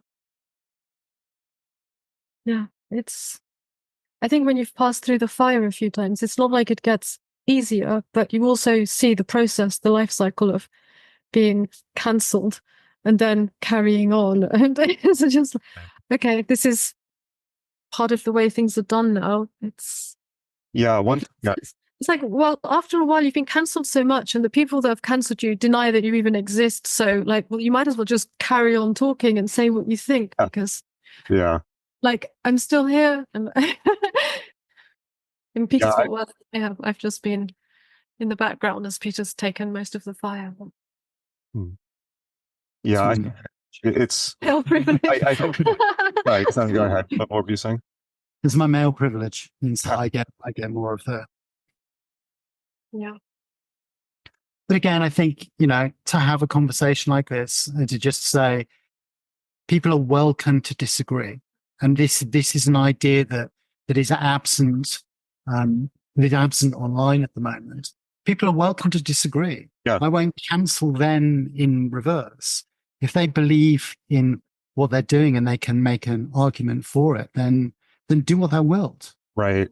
Yeah, I think that, absolutely. I feel, at least in regards to the current conflict, I have respect for anyone who's thought it through and has a privileged position on one side, and I have respect for people who have really thought it through and have a privilege, but I hope they realize the details.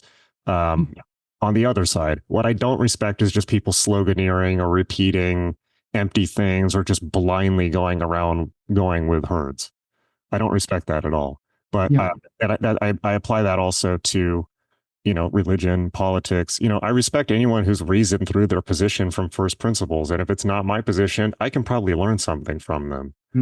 So I think that having at least 80%, courage in your convictions that you're at least 80% right, and then being willing to have an open dialogue on the 20%.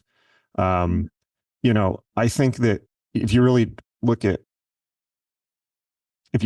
the bathwater and why Western culture has been so terrified of coming to absolute positions on things, it's because of the Holocaust. It's because the last time we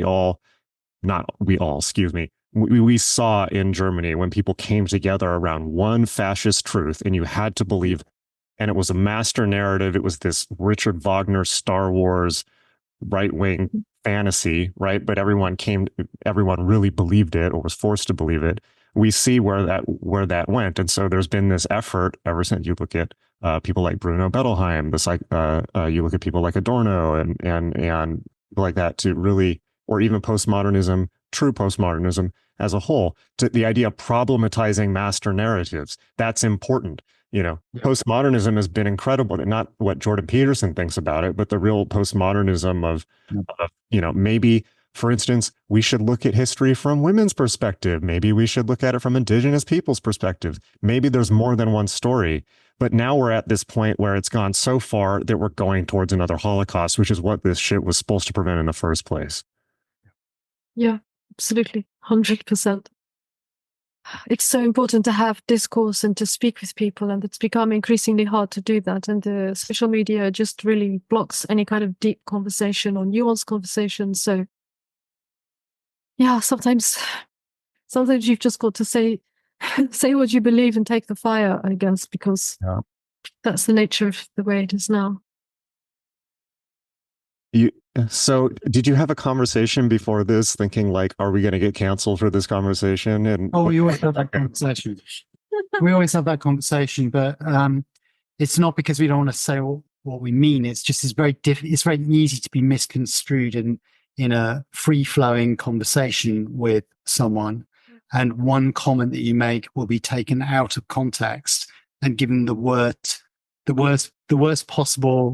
faith reading that the internet can muster, because there's no social capital to be earned in saying Jason, Luke, Peter and Alkistis had a conversation and they talked about Israel, and they pointed out there are some problems with Islam. That earns you no friends. If you post Jason, Peter and Alkistis are all Islamophobic, psychopathic, fascist, blood drinking murderers, then you've got some traffic. You've got some traffic. And I hope that people disagree with what we say, and I hope that they go away and have those conversations. And when you say what's Thelema doing, I hope that OTO lodges are sitting down in America, where they largely are, and saying, what is happening to the freedoms that enable us to continue to play this game? You remember Jim Wasserman? Yes, I do. Yeah. Well, he was. We got cancelled once for publishing an essay by Jim on the basis that Jim is obviously just a Nazi, like a stick of rock right the way through. Ages ago, we published a collection called 16 about the tower, and using the image of the tower to bring together various ideas from different positions, different thinkers, to discuss like going forward in these very difficult times, like sort of their responses to apocalyptic thinking. Jim was one of them. And at the time we did it, people were like, oh, this is so interesting. Like they just took it as a whole. And then a few years ago, we reissued it just as a PDF because we'd had so many requests for it and it's out of print. So I thought, let's just make it available as a PDF for a bit. And it caused like a meltdown amongst some very delicate left people who were like, this is actively harmful to like vulnerable people. Why? Because it's got Jim Wasserman in it and he's a fascist. Like people are being harmed by a PDF that's like was 10 years old or something when we put it out. That's got someone who's got some quite right-wing libertarian views, but so what? They're not. He has standard views for America. You know, it's like Jim Wasserman. You know, first of all, American psyche, as far as I can see. There's a graphic like that. It's a fact. It's just... the American take on Jim Wasserman is, I mean, well, first of all, like he has been a hardcore Thelemite since the mid 70s, since before many of these people were born, and has been not, you know, involved in publishing and organizing for basically his whole life. He dedicated his life to Thelema, but you know, he was Jewish and he had a pro-Israel take, obviously. And well, not obviously, but for everyone, but he had a very pro-Israel take. And Jim Wasserman's views were basically that of a standard conservative boomer in America. There's nothing shocking about them. It's just like, you know, he likes Fox News. Okay, great. So, and they started attacking him as a fascist and all this for supporting Israel. Again, he's Jewish. And he posted a picture of himself that's just looking like everyone's affable boomer dad, but wearing a leather jacket and holding up a wooden 22 rifle, which is like a 7-year-old's first gun, you know. And people were like, he had a machine gun. He's a fascist. It's like, no. And he got ultra canceled, and I don't know what's going on with the OTO now. I think they're trying to do some type of post Crowley Thelema, and then they did have issues with the alt-right, but God knows, you know, God knows. I mean, but Thelema is a philosophy that will attract people like that because it's quite open and it can be read in a very sort of right-wing libertarian way, and it can be read like, you know, the West Coast Americans read it in the 60s, and that sort of like as a utopian hippie libertarian reading. So it's open to interpretation as well. And we should be able to all sit around a fucking barbecue and talk about it, you know? Yeah. This is the point.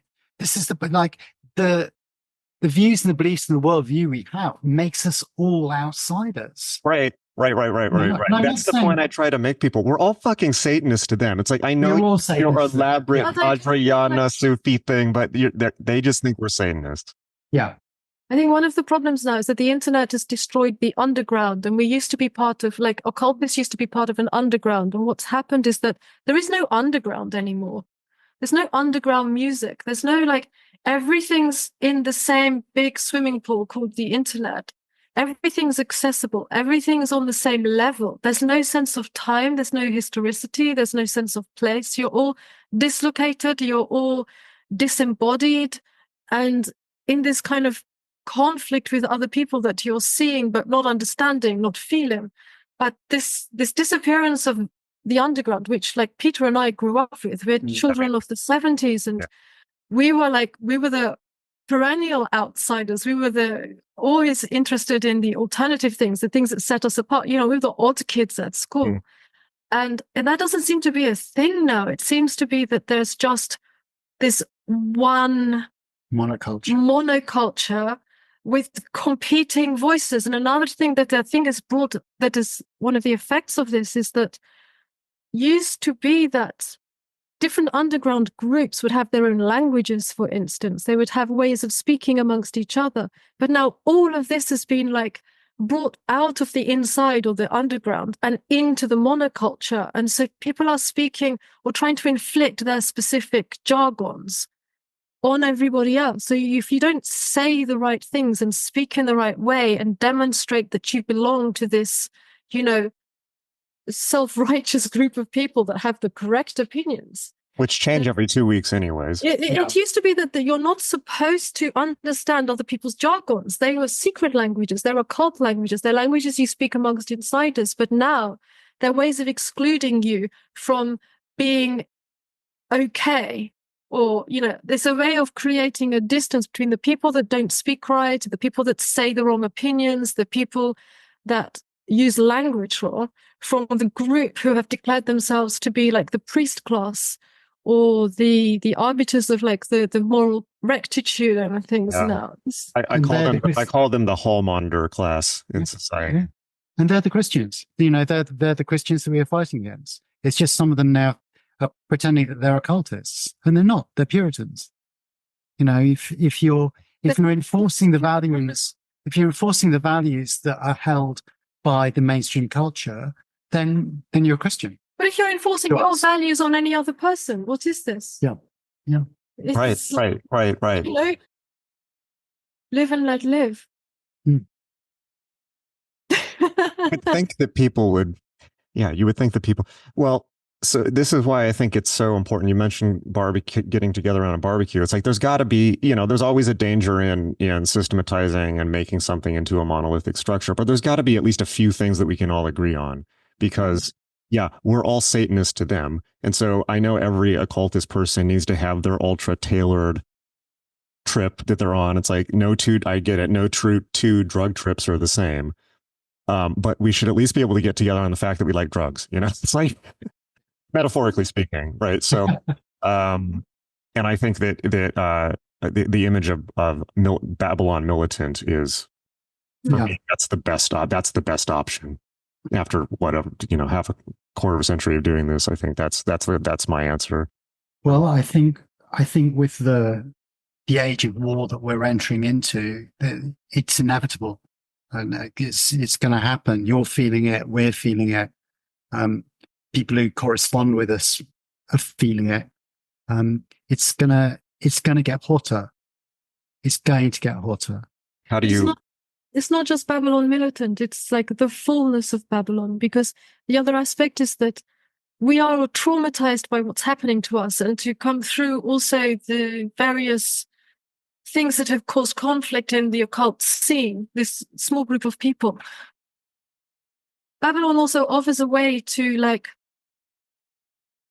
bring energy back into the body, into our bodies, to take the trauma out, to incorporate it, to not just become armored in this defensive and hyper, it's like when you're always ready to Zanshin, like you're super antagonistic with other people, you're angry, this other aspect of the fierceness is also that pure letting go, the surrender, the orgasmic, the thing that washes through you and cleanses you and brings everyone together. So you have the formula of the Sabbath with Babylon, and especially with it's embedded even in probably Thelema, but it's very much brought out by Jack Parsons in the witchcraft. And then also, as you say, the militant aspect, the libertarian militant, do what thou wilt, and fierceness as well. I think that's the edge of where that's the actual research edge of the occult, is this. And you can, Kenneth Grant was working on it, Parsons was working on it, both of you were working on it. And I think that one of the people who is truly on the actual true cutting edge of magic, and is, the most pushing forward the most in a way that people can't even see, is Amidali. And I've told her as much. I don't know have you published her stuff at all? No, we haven't. You know her though. I'm I know her work. Some of it I find very interesting, and some of it I find too embedded within feminist discourse. So but I find aspects of what she says is pushing forward very much, and is very because it's so rooted in the body. And I think that that's one of the things that's so long neglected. But unless you actually start from a foundation which cannot, from a phenomenological reality that we share, an intersubjective reality that we share, which is our bodies. And then both men and women have their voices and voice their experiences. Unless you're starting from that point, you're just building castles in the sky. You're not actually building something that is anything other than a fantasy, a utopian idea. I think one of the problems is that there's so much utopian thinking now, where there's no sense of the pragmatism or the work it actually entails to create something, to create a movement, to create a community. And I think that sort of having that basis in the bodied reality and a sexed reality, before you start discussing sexuality, and before you start discussing the even wider realm of the erotic and the sort of the more amorphous things, you still need to have a hard foundation so that you recognize these men and women as sovereign individuals. Yeah. One thing I wanted to ask you about is, people have weird projections and ideas about Babylon, and definitely project like teenage boy fantasy. Maybe speak about that, just because you published and spoken about this so much and done magical work with this. Kind of differentiating between what the true current is and then just people's bizarre ideas about it, or kind of perversions of the current.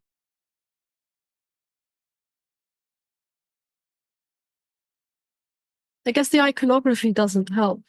Okay. It's challenging. I mean, it was I guess originally the Christian, and so many of the Christian like depictions of Babylon are this sort of lustful, half-naked woman, very sexual, astride a beast, totally made up and so on.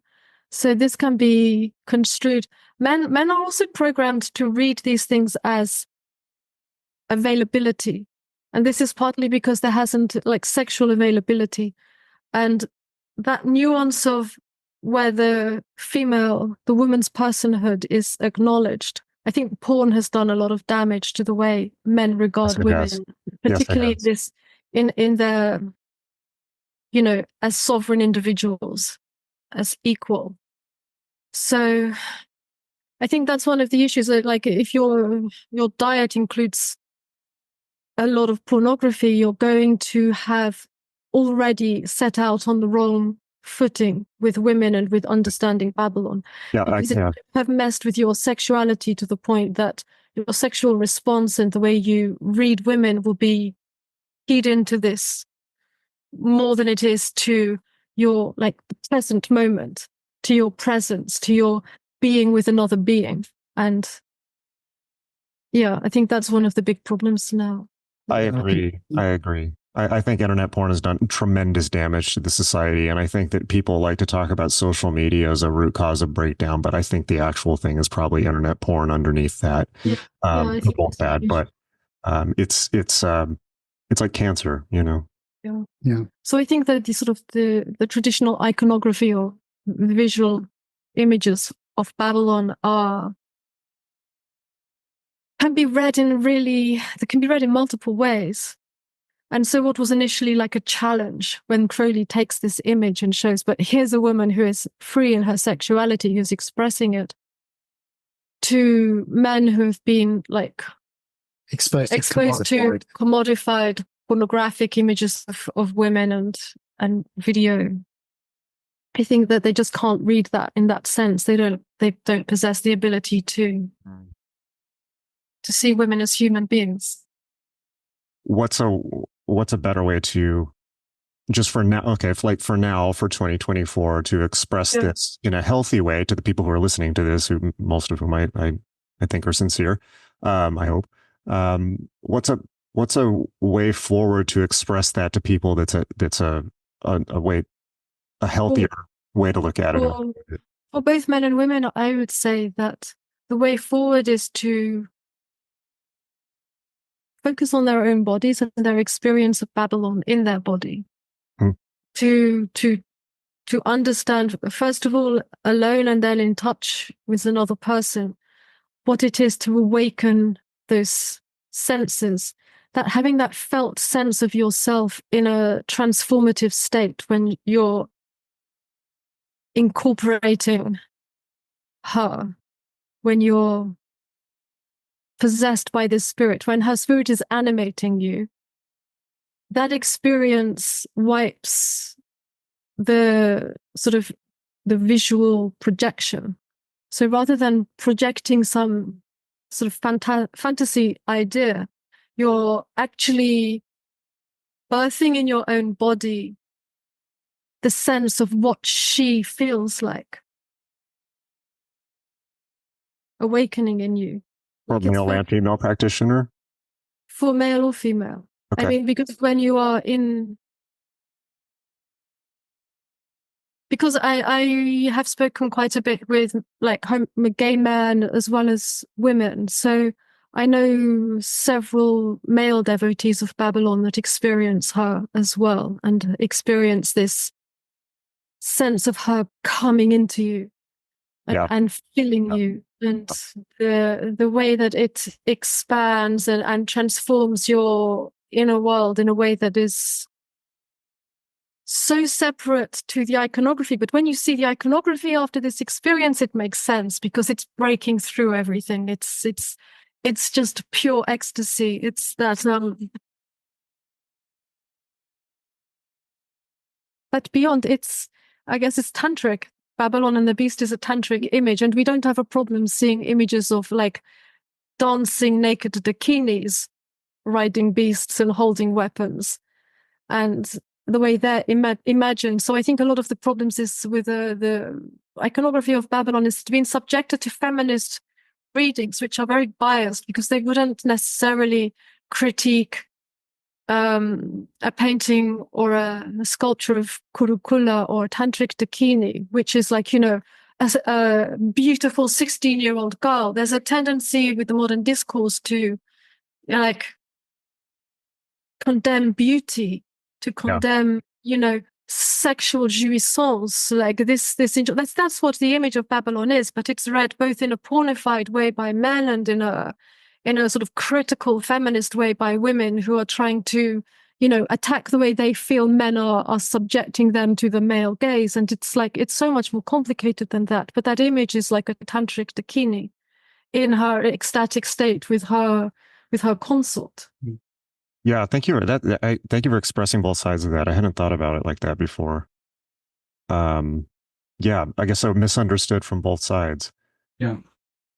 And men have to step the fuck up as well. I mean, also, Peter, the idea that you find with male magicians that like, oh, Babylon should be there for me. Like, I don't have to do any fucking work. Like, you're a female in Thelema, therefore, as a male, you should just give it up to me. Is some fucking entitled bullshit.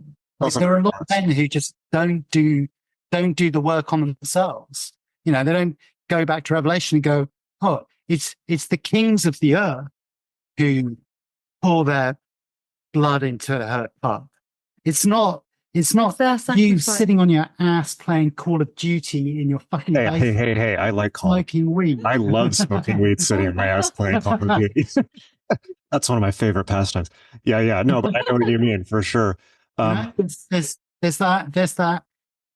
the mistake that the male gaze makes that Alkistis mentioned, that because you see it, therefore somehow you have a right to possess it. But this is also programmed into the way men work, so that it's something you have to deprogram with men. With women, a lot of the experience of Babylon is allowing them to work through various like bindings and traumas that have been placed on their bodies since a very young age and breaking through that. With men, it's actually like the opposite. It's about actually placing various restrictions and limitations on yourself so that you can strengthen yourself, so that you can forge yourself in the person you're supposed to be. And you work with these energies together, but the man has to do the work and the woman has to do like another work. I mean, just sort of typically would be like women are more traumatized, and men have traumas too. Men have to work through all of those emotional, like men have a lot of issues now. And so this is one of the reasons I'm so critical of the negative feminist discourse, which is just trying to put men down and castigate them for their sexuality, the fact that they're like programmed to look at women and see them, it's not that you can help that. It's just that one has to work from this recognition of what our sexuality is, how we actually are, programmed to be from our, evolutionary inheritance, but not to be limited by that, not to turn, not to become pigs and animals and without any like restraint, unbridled. Like men are actually products of great restraint and discipline and work. That's what they respond to. That's really good for them. That's how they become free. I agree completely. And yeah, my experience in these realms, on my ongoing experience, for a male practitioner, it seems to me, and this is such a vast, I feel like this is such a vast topic. It's like, I don't think anyone has fully even begun to explore this, but for the male practitioner, it seems to me to be a combination of, you basically become like a drone worker bee. where the man is there to protect the female practitioner, but also there to submit totally and into the cup, right? And that's really hard. That's really hard. It seems like an easy thing, but being able to surrender in that way and let go of, that goes against the grain of how men are socialized, right? Particularly in talk about Islamism is completely incompatible, but it's not my experience of it is it's it's not what people think it is. No. Yeah. Anyways, but and I think that it's a path that's probably so difficult that very few people are even probably willing to assess it in a real way. Yes, I agree. I think it's easier to take it at more simplistic levels and not actually understand how deeply transformative it is and how much it asks of you and how much even it asks of women to sacrifice ideas they might have held about themselves. And so it just tears you down in so many ways when you start a relationship with this cosmic force called Babylon that seems somehow to be still so intimately tied to our physical beings. Yeah. So One thing sorry. No, just that. Yes. It's really it takes you right down to the inner core. How so? Because the experience shows you're not who you thought you were. You're not the things that you had told yourself, that you're not the practices that you'd established to protect yourself from the world. There's so much you have to drop. There's so many ideas about yourself. It's easier when you're younger. Like now I'm going through perimenopause. So I'm going through like a relationship with my body changing, understanding a sort of different process in my life. And that also kind of brings you into this reality of what is sex? What is it to be sexed? What is it to have desire? What is it to experience these emotions, to give yourself up, your body, to another body, to share this thing, it's so deep, but it's so easy to do that without being present to it, without being with just going through the motions, not actually allowing those energies to work through you. It's like a kind of poison, like the pharmacon in Revelation. My experience with Babylon is that every time I feel her working through me like this animate force, that it imprints something into my flesh. Some memory gets imprinted and transforms what I even am. And it's just that being able to open to that experience and being able to feel those metamorphoses, these distortions, these like openings within the body to see like primal parts of yourself, to experience those parts, the hunger, this kind of very, very sort of deeply programmed evolutionary drives just coming forward. And then their refinement as these energies are actually cultivated, because with Babylon, there's so much. She's this symbol in Revelation of the highly cultivated city of Babylon, Uruk. They were the pinnacle of culture at that time. It's not just like bestial forces. It's the energy of the drives that are liberated and unbound. But then that full energy transformed into beautiful culture, into art, into the expression and the feeling of the body, that empathy, that ability to experience the intoxication of the flesh. Babylon gives that. I've not experienced any other state other than this communion, this inhabition by Babylon that has quite this same marriage of both pure force and power and that absolute refinement of feeling, color, sensation, music, as if music and light are just dancing in your body. This is the this is the thing which I think she teaches. Incredible.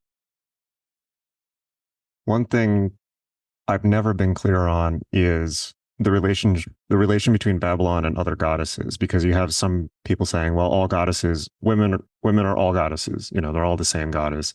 And then you have, no, well, they're quite different, actually. That I've never been fully clear on. And of course, you see people working with Babylon and Sophia, for instance, or Kali. And I'm curious your thoughts on that.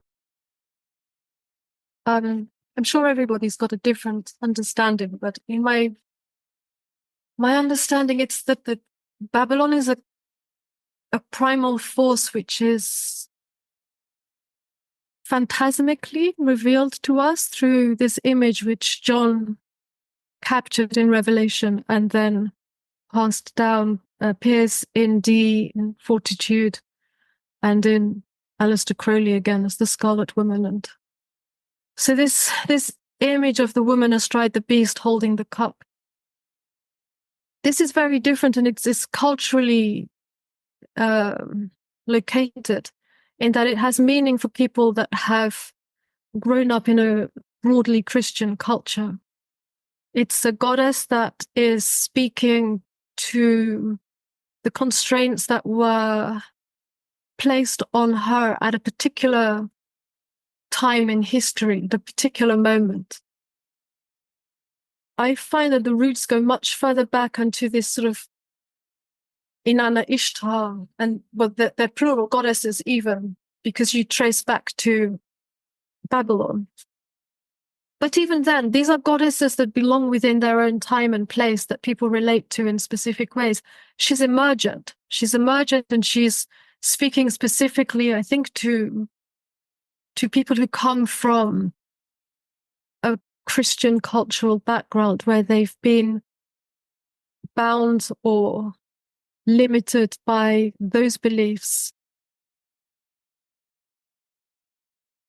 I think there are relationships with goddesses like Sophia, because Sophia is wisdom and Babylon is understanding, and there is a kind of some things also the reemergence of the Sophiology in the late 19th century seems to be happening at the same time that this force of Babylon is re-emerging into the West as well. So I'm interested in thinkers like Pavel Florensky, who was a Russian Orthodox heretic who had a sort of a Sophianic theology.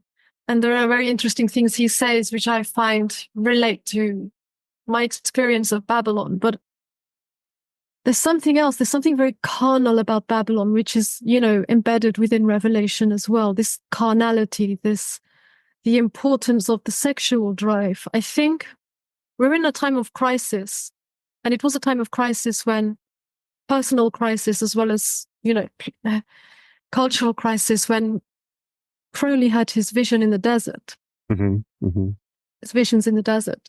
But I think also that one thing that gets us through, that rebirths us in the moment, is this sexual energy just erupting. And I think Babylon is so closely connected with that, sexual force just erupting into us, into our flesh. But it somehow enables us to keep living, to keep dreaming, to keep doing the work that needs to be done, just on a human level. Yeah, okay. I have a couple thoughts. I'm trying to address which one I want to raise first. Oh, I just had, wanted to say one thing. I mean, in terms of men stepping up, I'm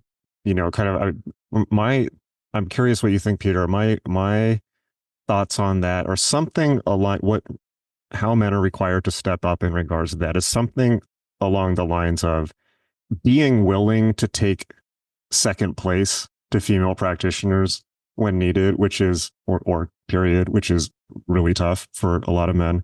And understanding that women are much more complex, expansive, tapped in, are often the source of direct inspiration, not the fucking books. But also being willing to fight and go out and protect and form the protective shell and get out of the bathwater and be a little beastly if need be. So yeah. I'm curious your thoughts on that. I agree. I think one of the problems is that a lot of men who are drawn to the occult are attached to their expertise. Not to over psychologize, but there is a percentage amongst the occult men who, they've been quite socially dysfunctional. They've created a field in which they are the expert and arbiter, and they have developed a jargon which makes them feel that they are in control and they have a degree of authority. And those men can find it very difficult to have a relationship with Babylon because they don't understand how to let go of their ego and let the woman lead in anything. So you see the magic is too open, and their desire to control it is what blocks anything happening, and also blocks the female practitioner from being able to express it, because they're so caught up in needing to have their own expertise. And I think there are ways around that. One of them is recognizing that that's something that men are prone to. The other thing is engaging in other practices which improve the mastery that they have over themselves. So I'm a great advocate for men having some form of physical practice, preferably martial at some stage. I think all men should know how to fight. Whether they pursue that or not doesn't matter, but they should have been training in a martial environment where it's very psychologically healthy for men. Yeah, where their bullshit gets knocked out of them, where their I am the big I am gets set on its ass or gets choked out of them, even by a girl if they're training jiu-jitsu. That's really useful. I think men are very bad at being in touch with their bodies, and most men now are far too sedentary and they don't have that level of discipline. And they should put that alongside their meditation practice. They should say, I need a physical practice as well as meditation practice, particularly because this is a sexual form of magic. And if you're doing a sexual form of magic, then you have to have your body in the condition to perform and do that. It doesn't mean that there's a specific body type that you require, but it does require that you have self-knowledge over your body and that you prove that. Yeah.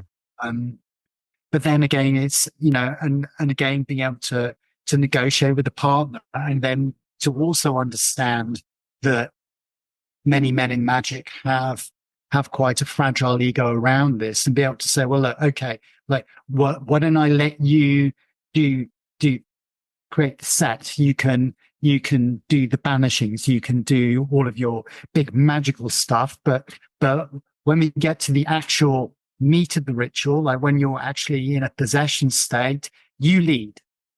Like, I'm not talking from the bottom here, to use like the BDSM kind of terminology. Yes, you're not trying to control the scene here. This is not your fucking, this is not your role. And I think that's something that's immensely valuable for men to learn. Yeah. And not be suited to it. Being comfortable in situations where you're not in control. Yeah. Is important.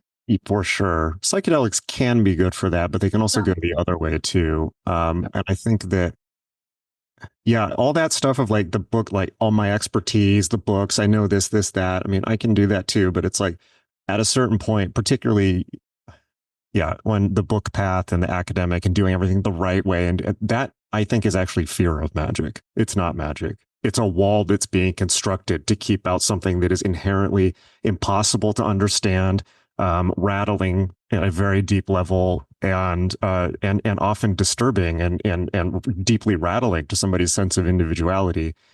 It's a way to block that out, I think, often can be. Yes, I agree.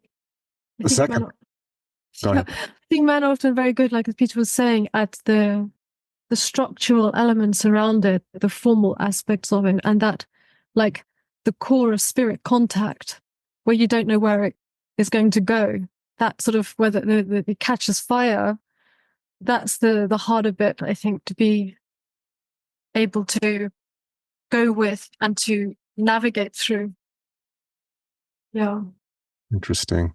The second question I wanted to ask was, because you were bringing up the city of Babylon, do you have any thoughts on, either of you have any thoughts on Babylon as related to the actual geographical Middle East and history? And because there's clearly, this is a force that existed before Christianity, before Judaism, before monotheism, and has essentially, as far as I can tell, been with humanity since the beginning. Yeah. In very specific geographical areas and very specific history. And I'm sure there've been, and that's something I don't really have a sense of. And I'm really curious about that. Well, let's enchant for within the next 50 years, there being nascent Babylon cult in Iran and Iraq. Yeah. Let's see whether, like, where the women life freedom impetus amongst the Iranian people and the women's fight for their freedom becomes something that they express in those ways. Like, this is a goddess who would stand for those women in those places. And those are the women that they tell them, you can't sing, you can't dance. Things we take for granted, things we don't even think, like, that it costs women their lives there to show their hair, to show their face, to dance, to sing. This is what is there now is a culture which is trying to trample the goddess into the dust. So the Reformation of Islam has to have a female face, and that face, they've got a history. I hope people will dance again. The women of Afghanistan, the women of Iran will be able to dance in public, and their feet will make the bones in the earth shake of all their sisters that have died and been killed by these regimes. Make them dance in the earth as well, and their spirits come up and dance with them. And then Babylon will rejoice. It's not just about us in the West. I mean, we're fighting now against these various intrusions and attempts to silence us and attempts to sort of institute authoritarian regimes here. But we have a battle, we have a voice, we have institutions. Even if democracy is flawed here, we still have those institutions. We shouldn't just, like so many of the sort of radical left, want to just tear up these institutions which we've established over so long to protect us. So they might be corrupt. So rid them of corruption. If you destroy these institutions, right, you will have nothing. You will have a desert. You will have barbarism. You will have just gangsterism. Yeah. We have that. We have these things. We must fight for these things, but we must also fight for and invoke for our sisters and our brothers, because it's just like the girls, the men who don't fit into their idea of what a man should be. How many young men, teenagers I saw going to protest in Iran that were taken and then hung? Like, there were so many brave young boys standing alongside the girls. It's not like men versus women. There I saw like a solidarity between the young, the youth, the people who have life in their bodies, who want to dance, who want to express themselves, who want to sing and share their joy in public and not live in this, like, this shadow, this darkness, this spiritual darkness. So we have to actually speak about that rather than make all the noise about the few causes it's okay to have the opinion like this is good, this is bad. No, I have seen almost no anything on social media talking about like what has been going on in Iran, what is still going on in Iran. Mm-hmm. Do you know or Afghanistan, the girls that have no chance to go to education, that are married at 8. The Yazidi women who were like raped and tortured by IS, by the Islamic State. I mean, this is the sick ideology that's trying to come into the West and take out Europe and America too, because it's these women are actually, they have faced so much more than what we have. This is another reason I'm not going to stay silent anymore. And I can't stay silent, and why it was so important to have this conversation, because their lives are so important. And I don't see them receiving the support and so I'm emotional about it. I feel like I can do almost nothing about this, because they can just say something. I do what I can, but it's so little. It's so little. It takes a much stronger movement to actually call out this ideology for what it is here, to establish our values, to establish the values of do what thou wilt, of freedom of every man and every woman is a star. Their bodies are sacred. They are sovereign. And this should be extended to others, except those others who would take those freedoms from you. Because unless we actually articulate this and actually have something we believe in, we might as well just become Christians. Or what the fuck are we doing magic for? Or, just keep our heads down. Why? Why? This is the critical time. This is when we're being called to action. This is why Babylon is girt with a sword. If Babylon is girt with a sword, then we too must arm ourselves, and we too must speak, and we too must use our voices. And if necessary, put our bodies in the way and stop this sick ideology that wants to trample out the light, that wants to stop dancing, that wants to, quench the fire in the voice.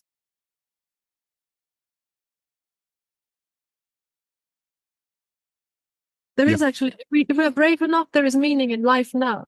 There's much more meaning than, you could ever have asked for when you were a teenager, like in despair. Going, oh my God, life is terrible. Remember that. That was so beautifully put, the image of the dancing and the bones. I can't add anything to that. And I think that when you express it like that, it's of Babylon. I'm so glad we're having this conversation, because I think some ideas are coming together here. When you express it like that, which is Babylon not just as a force of redefining the West, but no, the Middle East, like the oppression of women in the Middle East, and their liberation. It's about their liberation, and it's about human liberation. Yeah. One thing that I really did was pointed out to me. One thing that I really did take from feminism, which I thought about a lot, is that misogyny is not just the oppression of women; it's also men oppressing the feminine within themselves and trying to kill and stamp that out. And those two are obviously interrelated in as above, so below. And that's what Islam represents. Yeah. Islamism, Deeper cancel. It doesn't matter. I'd rather be canceled than dead. And I would rather be canceled than a coward. Yeah. That's how I feel. Well, we've been talking for a while. Okay. All right. I don't know if I can't say anything to top that. That's a phenomenal call to action. And I agree completely.